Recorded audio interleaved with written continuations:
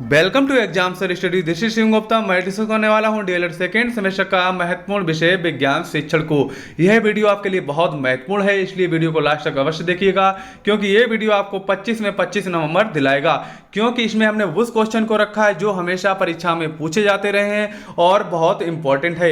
यानी कि जो वीडियो है पूरा संपूर्ण किताब का निचोड़ लेकर आया हूं।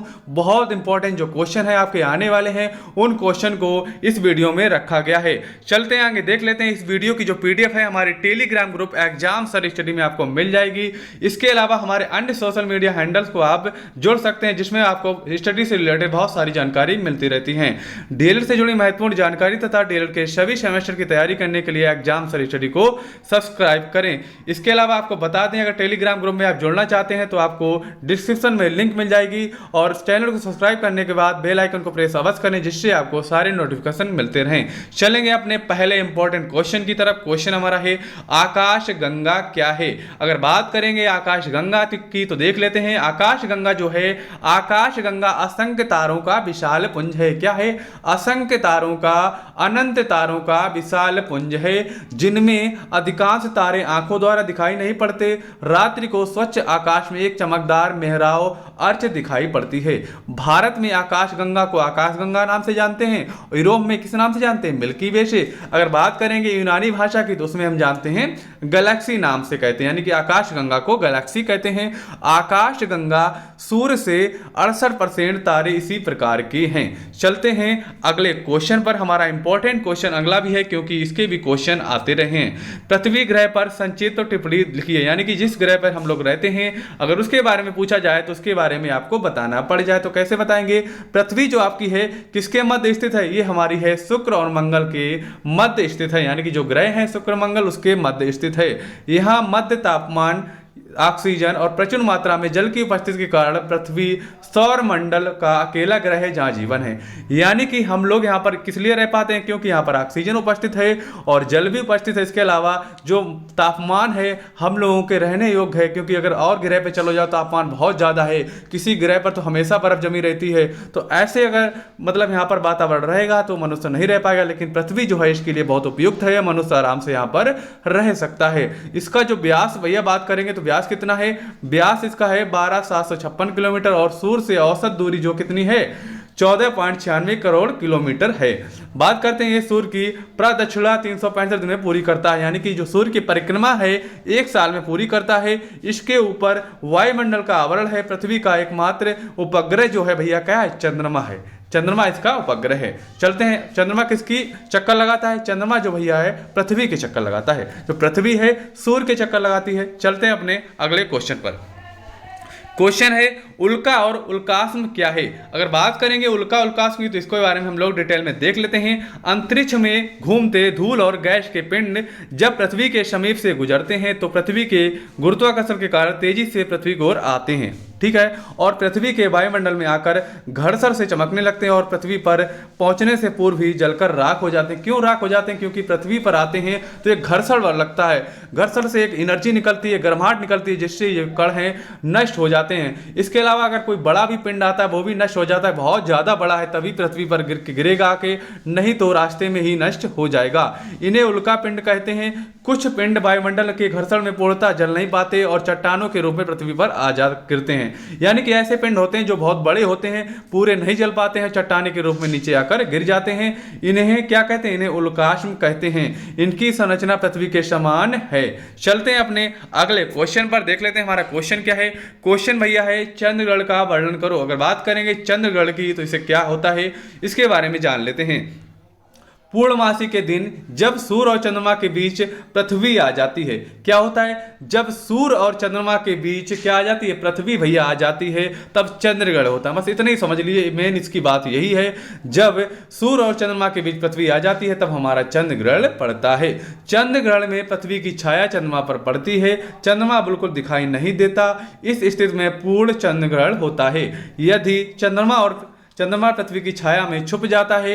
यदि चंद्रमा पृथ्वी की प्रछाया में हो तो का कुछ भाग पृथ्वी की उपछाया में हो तो ये भाग में हमें आंशिक रूप से दिखाई देता है।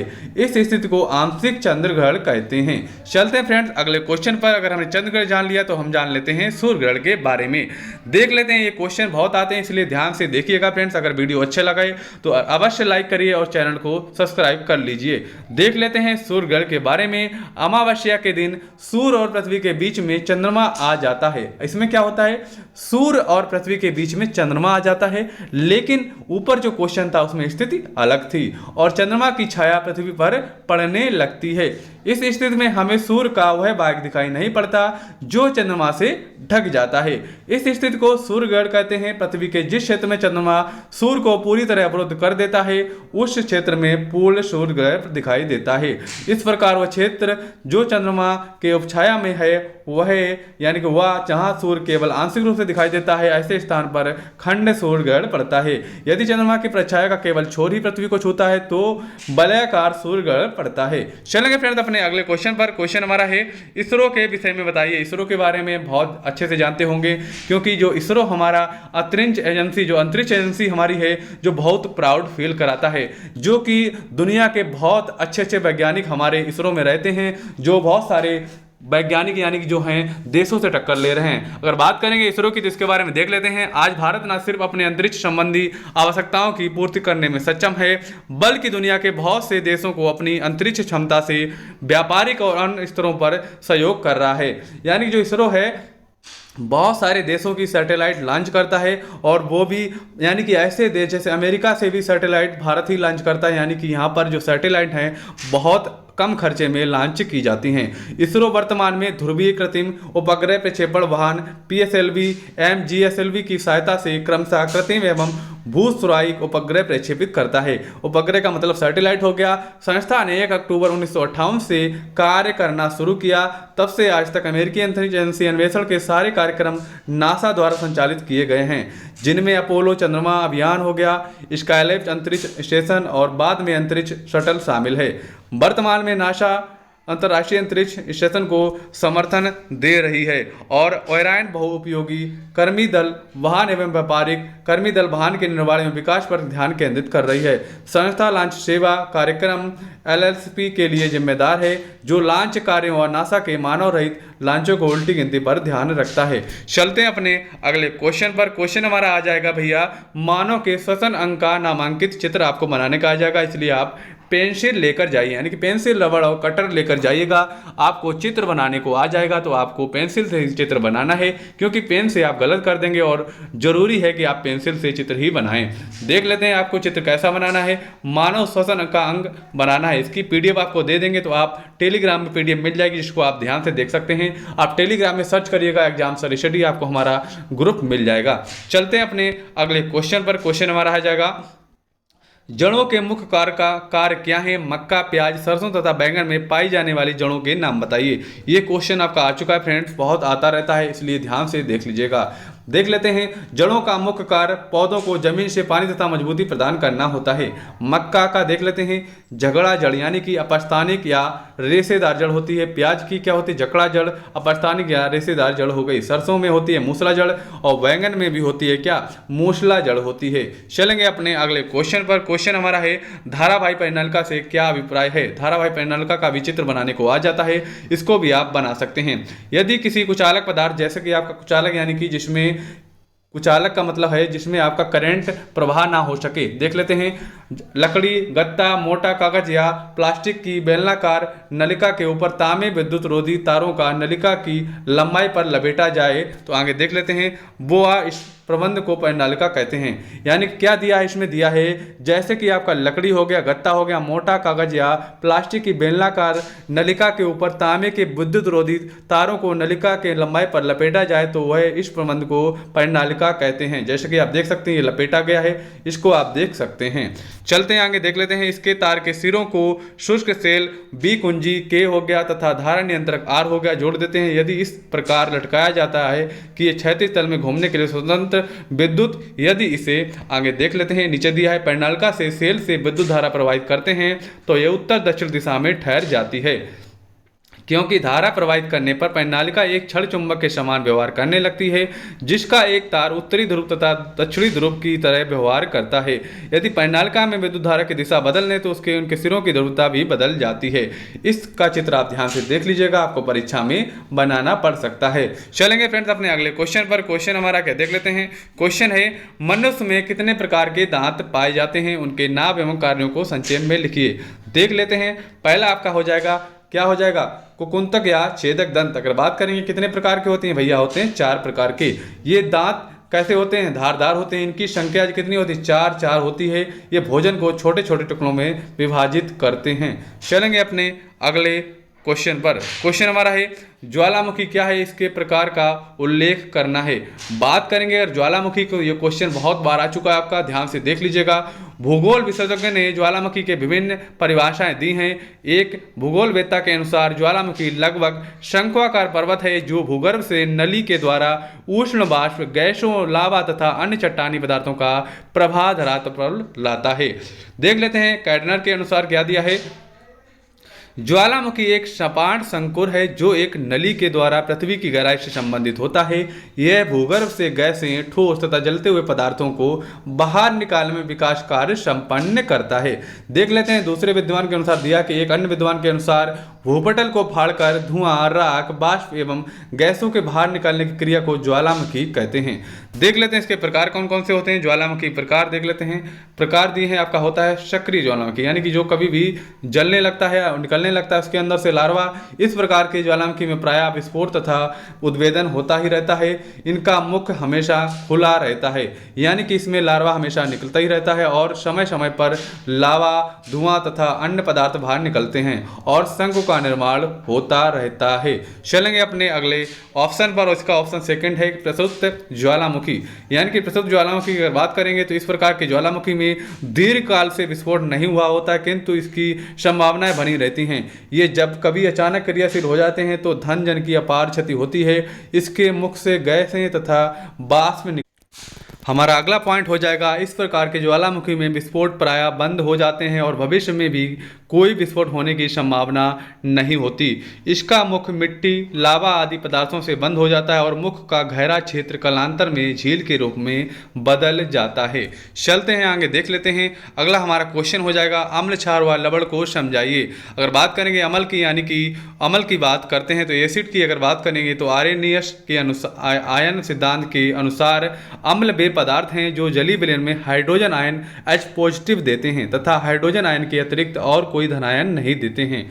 और क्षार के बारे में जान लेते हैं, यानी कि क्षार कौन होते हैं। वे यौगिक जो जलीय विलयन में हाइड्रोक्सिल आयन यानी कि OH निगेटिव होता है, ये OH निगेटिव हाइड्रोक्सिल आयन के अतिरिक्त और कोई ऋण आयन नहीं देते, क्षारक कहलाते हैं। चलते हैं अगर बात करते हैं लवण के बारे में, यानी कि धनायन के बारे में। धनायन प्राय धात्विक आयन और किसी अम्ल के ऋणायन जैसे Cl negative, NO3 negative, SO4 negative से बने यौगिक लवण कहलाते हैं। कुछ लवणों में धनायन धात्विक आयन न होकर कुछ परमाणुओं का समूह होता है, जैसे कि NH4 positive ion, K2SO4, NH4Cl, CuNO3 का होल ट्वाइज आदि लवणों के उदाहरण हैं। चलते हैं फ्रेंड्स अपने अगले क्वेश्चन पर। क्वेश्चन हमारा है, वायु प्रदूषण के स्रोत एवं दुष्प्रभाव बताइए। अगर बात करेंगे वायु प्रदूषण की तो वायु में गैसों की एक निश्चित मात्रा होती है, जैसे कि आपकी नाइट्रोजन 78%, ऑक्सीजन 21% और कार्बन डाइऑक्साइड जो आपकी है 0.03% और तथा अन्य गैसें जो आपकी हैं 0.07%। यदि किन्हीं कारणों से किसी गैस की मात्रा कम या अधिक हो जाती है तो उसे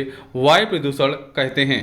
चलिए देख लेते हैं इसके स्रोत क्या होते हैं। वायु प्रदूषण के स्रोत की अगर बात करेंगे, यद्यपि अधिकांश वायु प्रदूषण मानव की गतिविधियों से होता है, यद्यपि तथापि थोड़ा बहुत प्रदूषण प्राकृतिक कारणों से भी होता है। देख लेते हैं वायु प्रदूषण के प्राकृतिक स्रोत और सेकंड आपका है मानवीय स्रोत के बारे में ध्यान से देखेंगे। पहला आपका हो जाएगा दुष्प्रभाव। इसका क्या हो जाएगा, दुष्प्रभाव की अगर बात करेंगे, कार्बन मोनोऑक्साइड गैस का प्रभाव मस्तिष्क पर पड़ता है। इससे मनुष्य में क्षय रोग, कैंसर, दमा आदि बीमारियां हो जाती हैं। किससे, वायु प्रदूषण से हो जाती हैं। दूसरा हो जाएगा सल्फर डाइऑक्साइड गैस से मनुष्य में फेफड़े संबंधी अनेक बीमारियां जैसे दमा, खांसी आदि हो जाती हैं। कार्बन तथा धुओं से कैंसर तथा क्षय रोग हो जाता है। और चौथे नंबर की बात करेंगे, यानी कि ओजोन O3 के प्रभाव से त्वचा कैंसर, आंखों के रोग, सीने में जलन, खांसी आदि रोग हो जाते हैं। चलते हैं आगे, देख लेते हैं। अगला क्वेश्चन है, मृदा का उपयोग क्या होता है। अगर बात करेंगे मृदा यानी कि मिट्टी का उपयोग क्या होता है, मिट्टी की अगर बात करेंगे तो मृदा जीवों के लिए वास स्थान का कार्य करती है। इसमें केंचुआ जैसे आपका रहता है, चींटी, दीमक, सांप, नेवला, चूहा तथा लोमड़ी आदि जंतुओं के रूप में तथा बैक्टीरिया, कवक और शैवाल पादप के रूप में निवास करते हैं।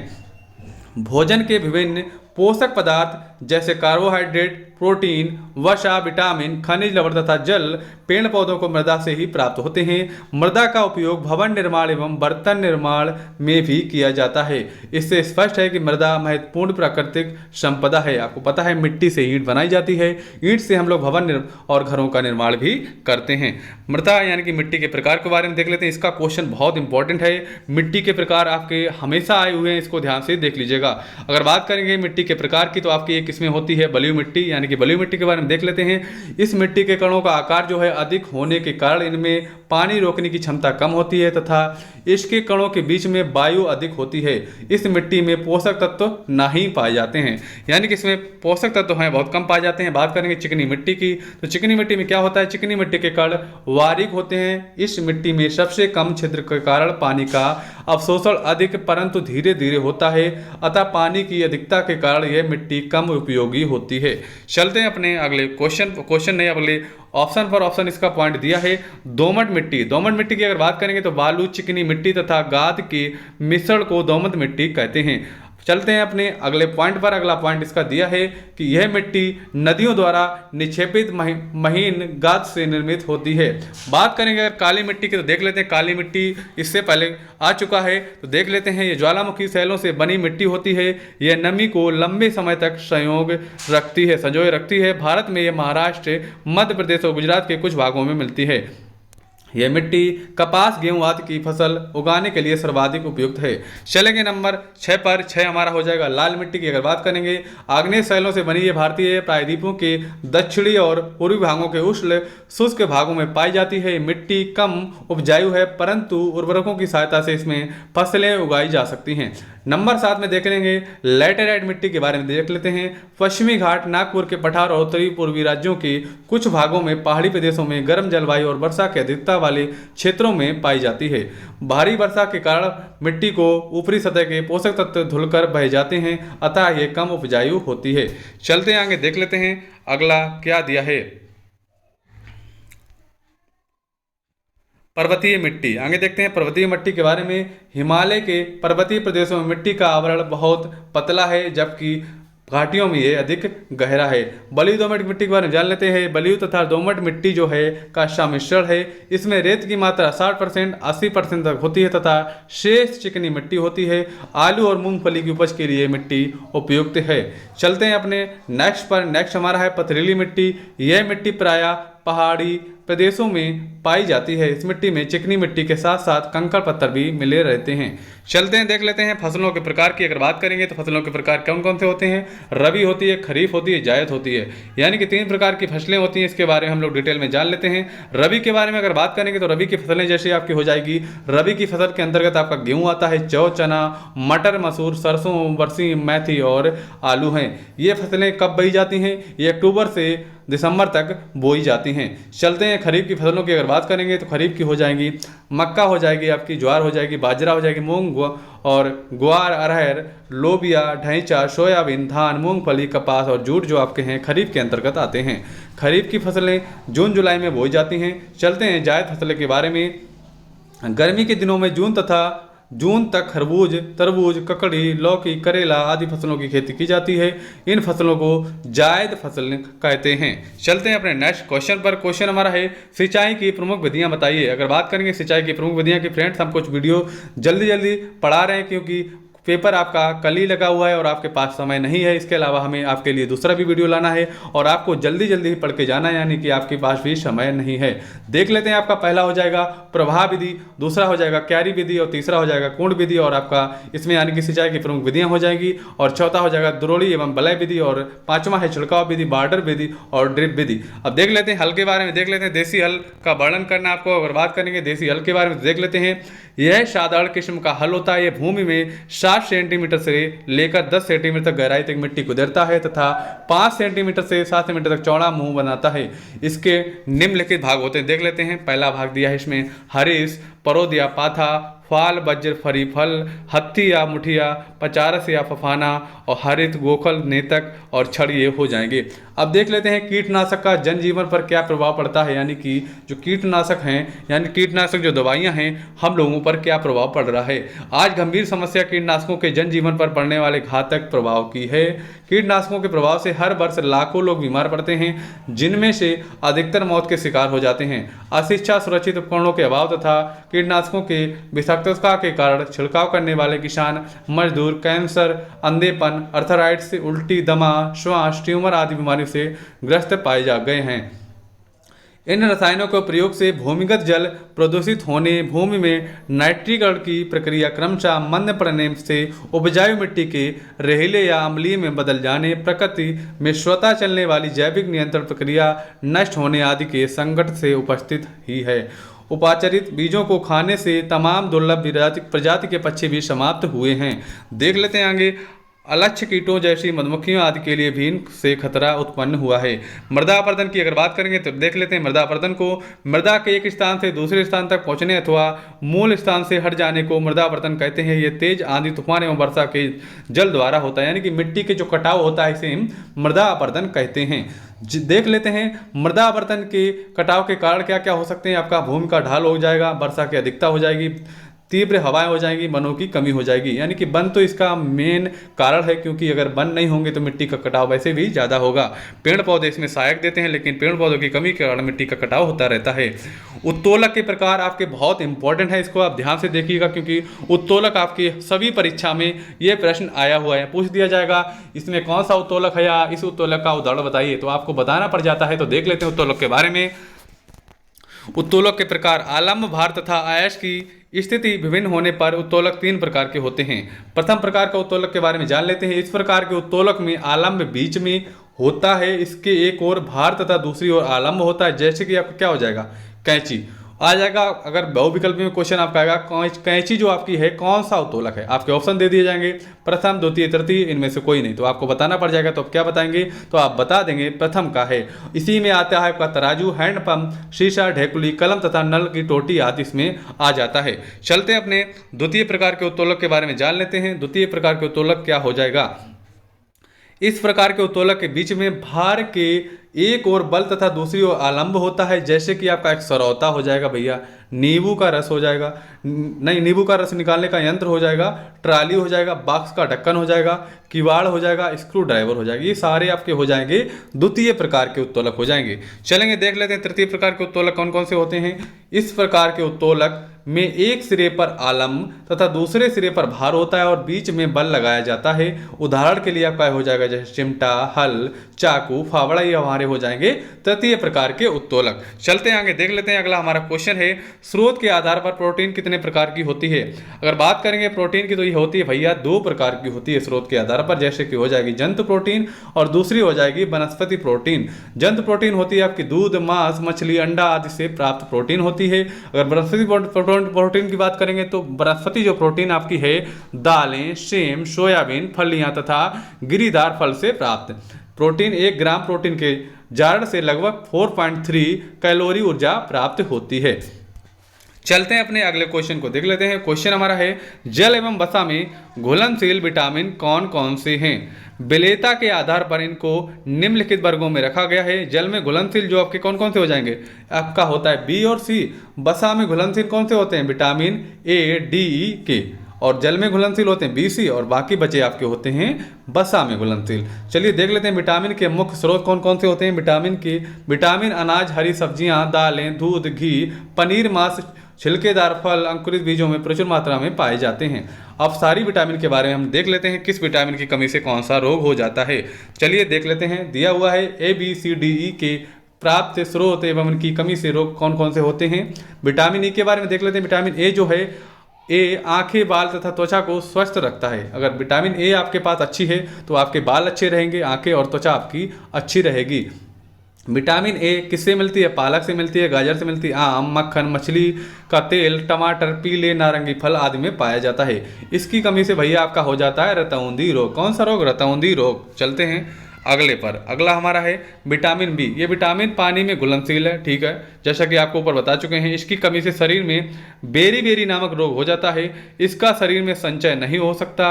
विटामिन बी में कई विटामिन सम्मिलित हैं, जैसे कि आपका V1 थायमिन हो गया, B2 रिबोफ्लेविन हो गया, B3 नियासिन हो गया, और V4 आपका फोलिक एसिड हो गया, और B6 आपका हो जाएगा प्रीडाक्सिन आदि। चलते हैं विटामिन सी पर, यानी कि विटामिन सी आप जैसे कि जानते हैं नींबू वगैरह हो जाएगा, खट्टी चीज़ें। यह धातु तथा हड्डियों को कैल्शियम प्राप्त में सहायक, संक्रमण से बचाव करता तथा ये रक्त शोधन का भी कार्य करता है। विटामिन नींबू, संतरा, आम, टमाटर, अमरूद, मौसमी, आंवला तथा हरी मिर्च आदि में पाया जाता है। इसकी कमी से क्या? स्कर्वी नामक रोग हो जाता है। कौन सा? स्कर्वी नामक रोग हो जाता है। चलेंगे विटामिन डी पर। यह दांतों तथा अस्थियों को मजबूत बनाता है। ये विटामिन प्रातःकालीन सूर्य की किरणों में, मक्खन में, अंडा में, दूध, मछली का तेल तथा यकृत में पाया जाता है। इसकी कमी से क्या हो जाता है? सूखा रोग हो जाता है। ठीक है, चलेंगे अपने अगले क्वेश्चन पर, यानी कि अगले ऑप्शन पर। इसका ऑप्शन दिया है विटामिन ई। यह संतानोत्पादन की शक्ति प्रदान करता है। यह विटामिन दूध, मक्खन, सब्जियों तथा मांस में पाया जाता है। इसकी कमी से जननांग प्रभावित होते हैं। चलेंगे अगले पर। अगला पॉइंट हमारा है विटामिन के। यह विटामिन शरीर के बहते रक्त को जमा कर रक्त स्राव रोकता है। यह विटामिन पालक, गोभी, दूध आदि में मिलता है। इसकी कमी से रुधिर का थक्का नहीं बनता, यानी विटामिन के की कमी अगर हो जाएगी रुधिर का थक्का नहीं बनेगा, यानी कि जिन लोगों को शुगर हो जाता है उनकी विटामिन के की कमी हो जाती है। चलते हैं अपने अगले क्वेश्चन पर। क्वेश्चन हमारा आ जाता है परीक्षण क्या है? परिरक्षण क्या है? अगर बात करेंगे परिरक्षण की तो हो जाएगा वायुमंडल में अनेक प्रकार के जीवाणु तथा कवक बीजाणु उपस्थित होते हैं। ये अनुकूल तापमान, नमी तथा कार्बनिक भोज्य पदार्थ मिलने पर उगने लगते हैं, और भोज्य पदार्थ खराब होने लगता है। भोजन को खराब होने से बचाने के लिए उसका परिरक्षण आवश्यक है। परिरक्षण वह क्रिया जिसके द्वारा भोज्य पदार्थों को लंबे समय तक ताजा और सुरक्षित रखा जाता है। मतलब इसके विधि द्वारा क्या किया जाता है? भोजन को रखा जाता है जिससे भोजन बहुत सारे दिन तक खराब ना हो। चलते हैं जान लेते हैं पाश्चीकरण जो आपका है, ये भी आपका 3rd सेमेस्टर में भी आता है, आपका 2nd सेमेस्टर में भी आता है, तो इसके बारे में भी जान लेते हैं। पाश्चीकरण जो आपका है, वैज्ञानिक लुईस पाश्चर ने परिरक्षण के लिए अति उत्तम विधि खोजी। इस विधि को पाश्चीकरण कहते हैं। इस विधि का उपयोग दुग्ध डेयरियों में किया जाता है। इस विधि में दूध को पहले आधा घंटा 63 डिग्री सेल्सियस पर, फिर 15 मिनट तक कैसे करते हैं? 72 डिग्री सेल्सियस गर्म करते हैं, तुरंत 10 डिग्री सेल्सियस तक ठंडा करके जीवाणु रहित पैकेट में बंद करके ठंडे स्थान पर भंडारण करते हैं। यानी जो पैकेट वाले दूध आते हैं उनका पाश्चीकरण ही किया जाता है। चलते हैं अपने अगले क्वेश्चन पर। क्वेश्चन हमारा है संक्रामक रोग क्या है? संक्रामक रोग एक ऐसा रोग है जो किसी एक व्यक्ति से दूसरे व्यक्ति तक प्रत्यक्ष या अप्रत्यक्ष रूप से पहुंचता है। चलते हैं अपने अगले क्वेश्चन पर, देख लेते हैं हमारा अगला क्वेश्चन क्या है। अगला क्वेश्चन है कोशिका से आपका क्या अभिप्राय है? देख लेते हैं। कोशिका का अर्थ है मानव शरीर असंख्य छोटी छोटी जीवित इकाइयों से मिलकर बना है। इन इकाइयों को हम क्या कोशिका कहते हैं। इतना ही हमें जानना आवश्यक था। इसके बारे में इसके हम प्रकार देख लेते हैं नीचे। अगर पूरा डिस्कस करेंगे तो वीडियो लंबा हो जाएगा। इसकी हम PDF आपको टेलीग्राम में डाल देंगे। इसके आगे इसको बाद में हम लोग देख लेंगे। चलते हैं ऊर्जा का मापन कैसे करेंगे। अगर बात करेंगे ऊर्जा मापन की, तो किसी वस्तु की कार्य करने की क्षमता को उस वस्तु की ऊर्जा कहते हैं। अतः प्रत्येक कार्य करने वाले वस्तु में कुछ ना कुछ ऊर्जा होती है। जैसे फेंका गया पत्थर खिड़की के शीशे को तोड़ सकता है, जलता हुआ कोयला जल को भाप में बदल सकता है। MKS पद्धति में जान लेते हैं ऊर्जा का मात्रक जूल होता है। ऊर्जा के प्रकार की अगर बात करेंगे तो कौन कौन से होते हैं? आपका पहला हो जाएगा यांत्रिक ऊर्जा। यांत्रिक ऊर्जा के बारे में जान लेते हैं। यांत्रिक ऊर्जा क्या होता है? किसी वस्तु द्वारा किए गए यांत्रिक कार्य को यांत्रिक ऊर्जा कहते हैं। इसके 2 प्रकार होते हैं। कौन कौन से? गतिज ऊर्जा और स्थितिज ऊर्जा। देख लेते हैं अलग इसके और प्रकार कौन कौन से होते हैं। पहला आपका यांत्रिक ऊर्जा था, और दूसरा आपका हो जाएगा रासायनिक ऊर्जा, ताप ऊर्जा, प्रकाश ऊर्जा, ध्वनि ऊर्जा, विद्युत ऊर्जा, आवेशी ऊर्जा, परमाणु ऊर्जा, यानी कि 9 हो जाएगा सौर ऊर्जा। यानी कि 9 प्रकार की ऊर्जाओं के बारे में बोला गया है। चलते हैं अपने अगले क्वेश्चन पर। क्वेश्चन आपका आ जाएगा मेंडलीव की आवर्त सारणी के दोष में समस्थानिकों का स्थान पर प्रकाश डालिए। एक ही तत्व के वे परमाणु जिनके परमाणु द्रव्यमान भिन्न भिन्न होते हैं समस्थानिक कहलाते हैं। चलेंगे अगले क्वेश्चन पर। क्वेश्चन है रेबीज रोग के लक्षण बताइए। रोगग्रस्त मनुष्य के गले में भयंकर पीड़ा होती है तथा कुछ भी निगलने की क्षमता नहीं रहती। रोगी पानी से डरने लगता है। आगे चलते हैं, कभी कभी ऐसा व्यक्ति आक्रामक भी हो जाता है। अगर बात करेंगे रेबीज रोग कब हो जाता है, ये कुत्ते के काटने से हो जाता है। किसके? कुत्ते से काटने से हो जाता है। चलते हैं अपने अगले क्वेश्चन पर। क्वेश्चन है जलीय प्रदन किसे कहते हैं, कितने प्रकार का होता है? जलीय प्रदन के बारे में देख लेते हैं। जल या बाढ़ द्वारा मिट्टी के कटाव को जलीय प्रदन कहते हैं। तेज वर्षा के जल से बलुई मिट्टी का कटाव सबसे अधिक होता है तथा चिकनी मिट्टी का प्रदन कम होता है, जैसा कि ऊपर हम आपको बता चुके हैं। जलीय प्रदन के प्रकार के बारे में जान लेते हैं। जैसे हो जाएगा वर्षा बूंद अपर्दन, अल्प सरिता अपर्दन, अवनालिका या खंड अपर्दन, परत अपर्दन, बिहड़ अपर्दन, नदी तट अपर्दन, पुलिन या समुद्र तट अपर्दन, हिमनद अपर्दन, भूस्खलन द्वारा अपर्दन। चलेंगे अपने अगले क्वेश्चन पर। क्वेश्चन आ जाएगा सौर सेल के उपयोग अगर बताने पड़ जाए तो क्या बताएंगे? कृत्रिम उपग्रह तथा अंतरिक्ष में सौर ऊर्जा से विद्युत ऊर्जा प्राप्त करने के लिए। दूसरा उपयोग हो जाएगा लाइट हाउस में विद्युत ऊर्जा प्राप्त करने के लिए। और तीसरा उपयोग हो जाएगा जल पंप, रेडियो तथा टीवी अभिग्राहियों को प्रचित करने के लिए, प्रकाश स्तंभों को विद्युत शक्ति प्रदान करने के लिए, समुद्र तट से दूर निर्मित खनिज तेल के कुएं खोदने में आवश्यक विद्युत शक्ति प्राप्त करने के लिए, और लास्ट हो जाएगा घड़ियां, कैलकुलेटर आदि चलाने के लिए। चलते हैं अपने इसी के अगले क्वेश्चन पर देख लेते हैं। पवन चक्की का वर्णन कीजिए। ये क्वेश्चन आपका बहुत इंपॉर्टेंट है, इसको ध्यान से देख लीजिएगा। पवन चक्की के बारे में हम लोग देख लेते हैं। पवन चक्की का उपयोग कुएं या जल स्रोत से पानी खींचने के लिए, जल पंप को चलाने के लिए, गेहूं पीसने की चक्की चलाने के लिए, कुम्हार के चाक को घुमाने के लिए तथा विद्युत ऊर्जा उत्पन्न करने के लिए किया जाता है। इसके बहुत सारे उपयोग इसमें दिखाए गए हैं। पवन ऊर्जा द्वारा बाल नाव को खेना, नाव को पानी में चलाने के लिए भी पवन ऊर्जा यानी कि अर्थात वायु की गतिज ऊर्जा का उपयोग करते हैं। इसके लिए नाव में लकड़ी का एक खंभा लगाकर उस पर एक बड़ा कैनवास कपड़ा लगाते हैं जिसे पाल कहते हैं। फ्रेंड्स, अगर आपको वीडियो अच्छा लगा तो वीडियो को लाइक करें और ज़्यादा से ज़्यादा शेयर करें। अगर आपने चैनल को सब्सक्राइब नहीं किया सब्सक्राइब कर लें। अब आपको मिलते हैं अपने अगली वीडियो में, तब तक के लिए जय हिंद, वंदे मातरम।